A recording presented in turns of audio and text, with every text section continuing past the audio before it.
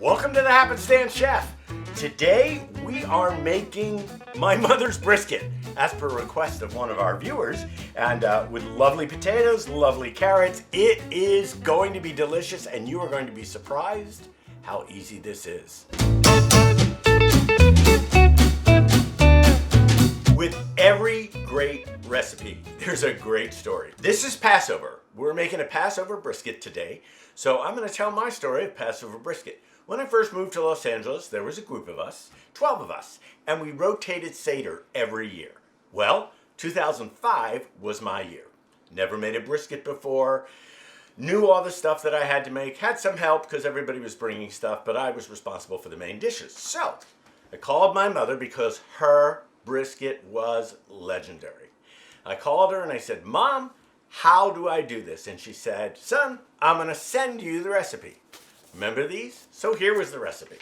So I opened the envelope, and by the way, my mom's been gone about 12 years, and so I just love seeing her handwriting again and using her recipes. So I read it down. It says 1 large onion slice, 2 stalks of celery, and then it says 1 envelope of Lipton onion soup mix. I was crushed. My mother's legendary brisket is made with Lipton onion soup mix. So I thought, okay, well, I'll be doing that. So I say to my mother, I'll let you know how it turns out. I go to the store, and I'm going to tell you this story while I'm cutting up the stuff to go in here, which is celery with the leaves on, right? We're going to cut that, some carrots, some onion, and this is so easy to make a great tasting Passover brisket. I go out, I get the brisket, I put it in the oven. It's cooking, it's cooking, it's cooking, and I decide I'm going to check it about 2 hours in. And I look, and it is so red. It doesn't look right to me. Well, I said, I must have done something wrong. So I called my mother, and I said, "Mom, I don't understand what I did wrong.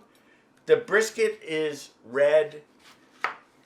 I didn't include the spices it came with." And she said, "Spices?" And I said, "Yes." And she said, "What kind of spices?" I said, "I don't know. It came in a little packet." I said, "But this is really, really red." And she said, "You dummy, you bought a corned beef brisket," which is exactly what I did. And Pat Sapphire, who was one of our Seder participants, still laughs to this day. And this is a story that she tells. The same recipe that I'm using here made that corned beef brisket taste unbelievably delicious, not using the traditional spices that come in that package. This is 5 pounds of real brisket. I don't know what they call that cut. There's different. I don't have the meat cut chart with me. So I'm just going to put this in the roasting pan. If you watch the 5 things that you, in one of the Kitchen Essential recipes, you know that this was my grandmother's. And this, so many briskets came out of this. Okay, now, according to my mother's instructions now, 1 package of Lipton onion soup mix, sprinkled over the top of the brisket like this. Fat side up, by the way, because then the fat drips down through the brisket. By the way, Lipton onion soup mix does come in kosher variety and kosher for Passover.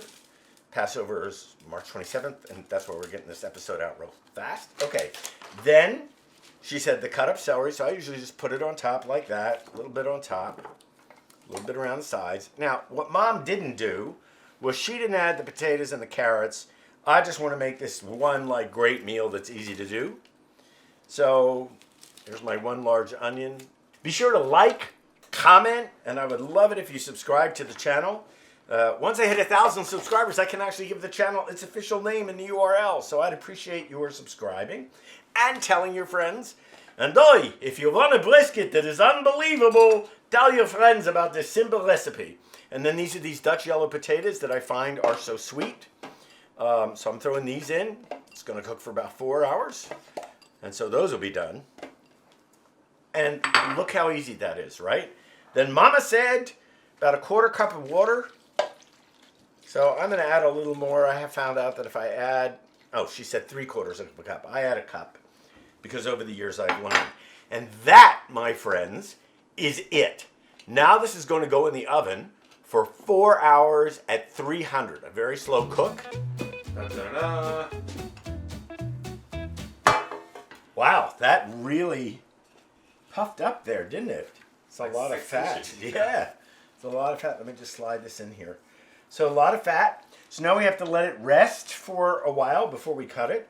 My mama used to say, let it set a day. So if it were making it for Passover Seder, she'd put it away for a day and Just reheat in the fridge it then. or what? Just in the fridge. That ruins it, doesn't it? No, it does not. Nope. A lot you know about Jewish brisket, nothing you know. It's had a chance to rest. I left it for about an hour. It's still warm. Well, this cut definitely had a lot of fat, but hopefully that will make it flavorful. This is really a huge fat cap here. Look how juicy that is. And that is because of all that fat. Did I ever tell you the story about Bruce Willis and the verdict?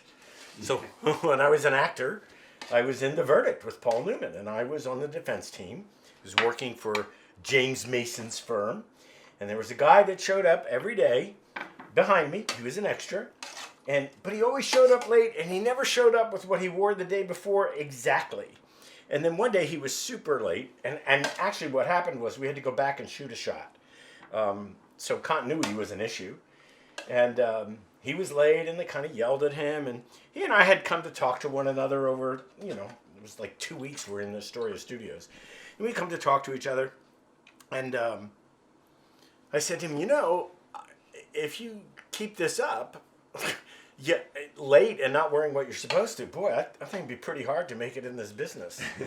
So here I am, the happenstance chef, and there he is, Bruce Willis.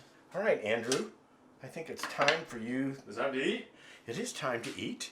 Let's Andrew, eat. welcome to our feast. Thank you. May I serve you Please. some delicious brisket? Yes. Well, delicious, that will be your call. It's a little Carrots? yes, a little presumptuous. How about the look of it? Does it look like it's gonna taste good? It looks great. It looks spot on. It's not too red. Nope. It looks like it's done perfectly. Okay, here we go. This is good.